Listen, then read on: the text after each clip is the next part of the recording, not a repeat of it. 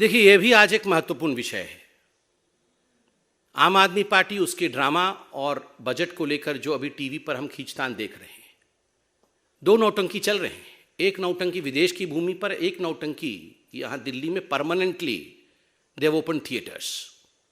मैं इसमें बहुत ही संक्षिप्त रूप से जो मीडिया में आया हुआ है, जो पब्लिक डोमेन में है, उस विषय को रखना चाहता हूं and then the decision is yours कि क्या हकीकत है और क्या होना चाहिए।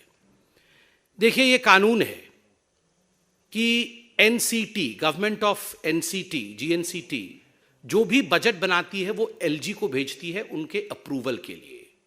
तो इसी माह अर्थात मार्च माह के 9 तारीख को एक अप्रूवल के लिए चिट्ठी दिल्ली सरकार द्वारा एलजी महोदय को भेजा गया कि आप इस बजट को अप्रूव करिए। ये बजट है दिल्ली सरकार का और ये सब कुछ पब्लिक डोमेन में है। 9 तारीख को उसको देखने के बाद तुरंत एलजी साहब ने उसमें 3-4 ऑब्जर्वेशंस, क्योंकि एलजी साहब का ये कानूनन अधिकार है कि वो अपने अधिकारों का प्रयोग करते हुए अपने ऑब्जर्वेशंस लिख सकते हैं। वो बाइंडिंग नहीं होता है, वो ऑब्जर्वेशंस होता है। तो लगभग 3 या 4 ऐसे ऑब्जर्वेशंस एलजी साहब ने उस पर लिखे। वो क्या ऑब्जर्वेशंस थे? वो ऑब्जर्वेशंस थे कि जो दिल्ली का कैपिटल आउटले है, कैपिटल आउटले का अर्थ क्या होता है? कैपिटल आउटले का अर्थ होता है दिल्ली के भविष्य को बनाने के लिए जो आपको इंफ्रास्ट्रक्चर चाहिए, रोड्स के लिए खर्चा करना है, पानी के लिए खर्चा करना है, बिजली के लिए खर्चा करना है, बाकी जो इंफ्रास्ट्रक्चर बनाने के लिए दिल्ली 50 साल बाद कैसी होगी, 25 साल बाद कैसी होगी, उसके लिए जो कैपिटल इंफ्रास्ट्रक्चर है वो मात्र 20% है। एक अच्छे राज्य में, एक वाइब्रेंट स्टेट में ये 50% होती है। तो क्या इसे बढ़ाया जा सकता है? क्या इस पर चिंतन करना चाहिए? इस प्रकार एलजी ने एक ऑब्जर्वेशन दिया।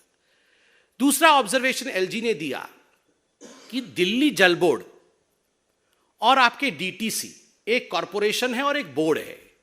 कॉरपोरेशन और बोर्ड का अर्थ होता है कि इनकी एक ऑटोनॉमी होती है और उसके साथ साथ ये आय कर सकते हैं, ये इनकम करते हैं और उसी इनकम में से व्यय करते हैं अर्थात खर्च करते हैं। ये किसी और पे डिपेंडेंट नहीं होते। तो एलजी साहब ने इसमें एक ऑब्जर्वेशन दिया कि ये हमें देखने को मिल रहा है कि बार बार इन्हें हमें सब्सिडी देना पड़ रहा है। क्या हम जिस प्रकार का अरेंजमेंट कानून में है उसके मुताबिक डीटीसी और जल बोर्ड के लिए काम कर सकते हैं?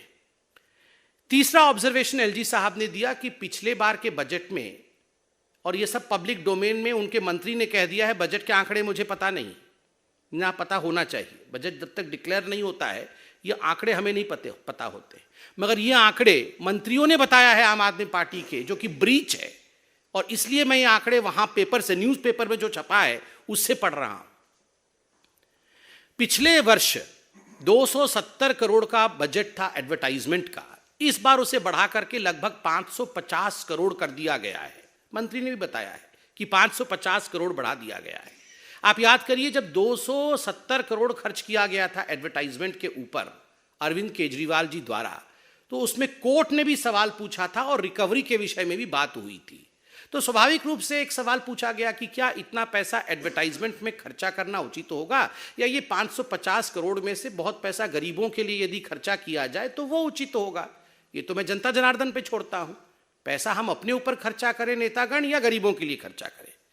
और एक सवाल पूछा गया कि देखिए, नई गाड़ी एमएलएस के लिए खरीदी जाए, नए बंगलो उनके लिए बनाए जाए, उनके लिए बंगलो रिनोवेट किए जाए, उसके लिए दिल्ली सरकार के पास पैसा है मगर इंफ्रास्ट्रक्चर के लिए पैसा नहीं है। इस पर चिंतन करना चाहिए। आप बताइए, ये आम आदमी पार्टी वो पार्टी है जो, आप याद करिए, वो सीन तो मैं भूल ही नहीं सकता। जब शपथ ग्रहण में आए थे, एक ही ऑटो में कैसे सब लटक के आए थे, याद करिए। कोई पीछे लटका था, कोई आगे लटका था।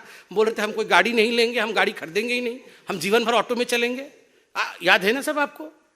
और अभी सब अपने लिए गाड़ी खरीद लिए हैं, सब बंगलो इनका रिनोवेट चल रहा है। वो ऑटो पता नहीं कहीं नहीं दिख रही है अब, जिसमें सब लटक के, एक ही ऑटो में सब 4-5 लटके हुए थे कि हम सब, हमारे पास तो लैपटॉप भी नहीं है, हमारे पास तो गाड़ी भी नहीं है, हम सब उधारी से चल रहे हैं। और एलजी साहब ने पूछ लिया, भैया आपने, ठीक है अपने लिए गाड़ी खरीद ली, नहीं सब अच्छी बात है, मगर ये कुछ पैसे तो आप इंफ्रास्ट्रक्चर के लिए लगाओ।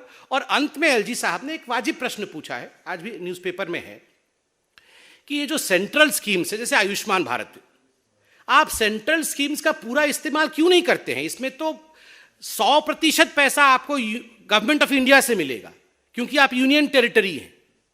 बाकी स्टेट्स को कुछ 40% हिस्सा इत्यादि देना पड़ता है, मगर आप तो यूनियन टेरिटरी है, हम पूरा पैसा खर्चा करेंगे, सेंटर पूरा पैसा खर्चा करेगी, तो आप क्यों नहीं सेंट्रल स्कीम्स का इस्तेमाल करते हैं? ये 3-4 ऑब्जर्वेशंस के साथ एलजी साहब ने ये फाइल चीफ मिनिस्टर को भेजा, दिल्ली गवर्नमेंट को भेजा। फिर दिल्ली गवर्नमेंट ने इस फाइल को एमएचए के पास भेजा, मिनिस्ट्री ऑफ होम अफेयर्स, क्योंकि एक कानून है कि कोई भी बजट जब स्टेट का पारित होता है तो महामहिम राष्ट्रपति का एसेंट होना चाहिए, कंसेंट होना चाहिए, उनसे परमिशन लेना है। तो ये एमएचए के पास भेजा गया। एमएचए ने एक बहुत विनम्र चिट्ठी लिखा कि देखिए एलजी साहब ने हमें फोन नहीं किया है, मगर आपने, अरविंद केजरीवाल जी, आपने एक चिट्ठी भेजी है जिसमें एलजी साहब के 3-4 प्रश्न हैं। ये बाइंडिंग नहीं है, मगर उनके प्रश्न हैं तो अच्छा होगा, तो आप उसका उत्तर दे दीजिए, इसका क्या क्लैरिफिकेशन होगा वो भी लिख दीजिए बगल में, और आप उस प्रश्न को लिखकर यहां भेज दीजिए, उत्तर लिख के यहां भेज दीजिए। ये 17 तारीख को चिट्ठी MHA, ministry of home affairs से दिल्ली सरकार को मिल जाता है। 17 तारीख को चिट्ठी मिल गई थी दिल्ली सरकार को, 17 को दिल्ली सरकार कुछ नहीं करती है, अरविंद केजरीवाल जी उस चिट्ठी को दबा के बैठ जाते हैं। 18 तारीख को दिल्ली सरकार कुछ नहीं करती है, अरविंद केजरीवाल उस फाइल को दबा के बैठे हुए होते हैं। 19 तारीख को कुछ नहीं करते हैं, उस फाइल को दबा के बैठे हुए होते हैं। 20 तारीख को कुछ नहीं करते हैं, पूरा दिन दबा के बैठते हैं, और 20 तारीख को 9:30 बजे रात को ये चिट्ठी भेजते हैं। 20 तारीख को 9:30 बजे चिट्ठी भेजते हैं और 10 बजे एलजी साहब ने हस्ताक्षर कर दिए। देखिए, नन ऑफ दीज, जो भी रिकमेंडेशन एलजी देते हैं, ये कोई बाइंडिंग नहीं है, ये एक प्रक्रिया है, यही डेमोक्रेसी है। उसमें उन्होंने अपना सुझाव दिया है, उस सुझाव पे आप अपनी प्रतिक्रिया दीजिए, क्योंकि यहां पर कोई माई बाप नहीं है, माई बाप जनता है। यहां पर कोई राजाधिराज नहीं है कि मैंने जो बोल दिया वो सही है, मुझसे सवाल नहीं पूछा जाएगा। कुछ सवाल पूछे जाएंगे, भैया आप इतने करोड़ों रुपए एडवर्टाइजमेंट पे खर्च कर रहे हो, करने चाहिए नहीं करने चाहिए, क्यों नहीं पूरा पैसा आपको आयुष्मान भारत का मिल रहा है, लीजिए ना, गरीबों को आप डबल बेनिफिट दीजिए ना थोड़ा। ये सवाल पूछने में क्या हर्ज है, आप उसमें उत्तर दे देते। तो स्वाभाविक रूप से ड्रामा ड्रामा ड्रामा, ये अरविंद केजरीवाल जी और उनकी पार्टी का एक ही ध्येय, एक ही उद्देश्य है। वो बजट नहीं है, वो डेवलपमेंट नहीं है, it is drama, it is not budget, it is drama what Arvind Kejriwal wants to present. वो बजट प्रेजेंट नहीं करना चाहते हैं, वो ड्रामा प्रेजेंट करना चाहते थे और उन्होंने ड्रामा प्रेजेंट कर दिया है। बाकी जनता जनार्दन है, सब समझती है। Thank you so much.